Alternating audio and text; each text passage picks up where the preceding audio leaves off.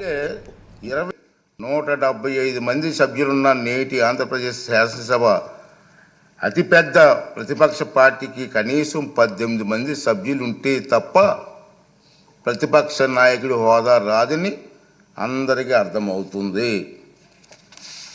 ఈ నిబంధనలు సాంప్రదాయాలు ఉదాహరణలో జగన్మోహన్ రెడ్డికి తెలియదని చాలామంది అనుకుంటున్నారు, కానీ తప్పు తెలుసు.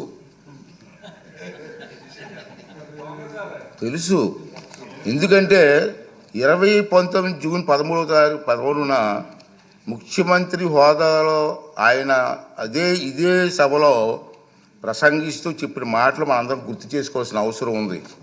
చంద్రబాబు నాయుడు గారికి 23 మంది శాసనసభ్యులు ఉన్నారు, ఒక 5 కానీ లాగేస్తే ఆయనకు 18 మంది కూడా ఉండరేమో, ఈ హోదా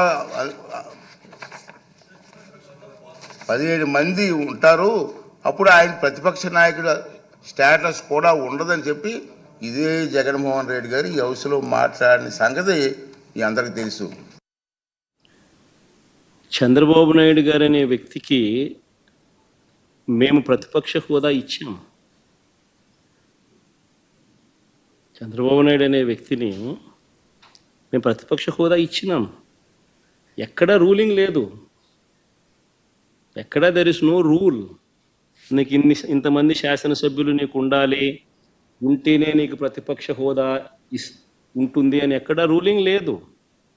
ఇన్ఫ్యాక్ట్ ఢిల్లీ అసెంబ్లీలో బీజేపీకి 3 అసెంబ్లీ స్థానాలు గతంలో,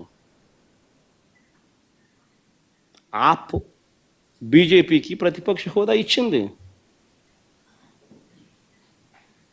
మరి 79 స్థానాల బీజేపీ అక్కడ ఉన్న టోటల్ స్థానాలు ఢిల్లీలో 80 స్థానాలకు 77 స్థానాలు ఆప్ వచ్చి సంథింగ్ లైక్ దట్. బీజేపీకి 3 స్థానాలు ఉన్న ప్రతిపక్ష హోదా ఇచ్చినారు.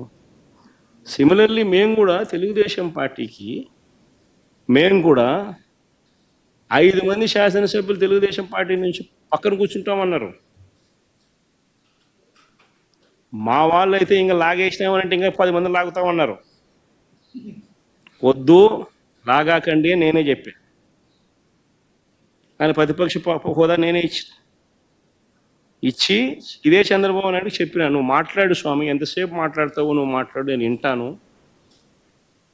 నేను విని నీకు సమాధానం చెప్తాను, నువ్వు మాట్లాడాలనేదే నా కోరిక, నువ్వేం అడుగుతావు అడుగు స్వామి అని చెప్పి నేను చెప్పిన అసెంబ్లీలో. కావాలంటే నా స్పీచ్ లేనండి అసెంబ్లీలో నేను అన్న మాటలు. ఆయనకు నాకు మధ్య తేడా అది.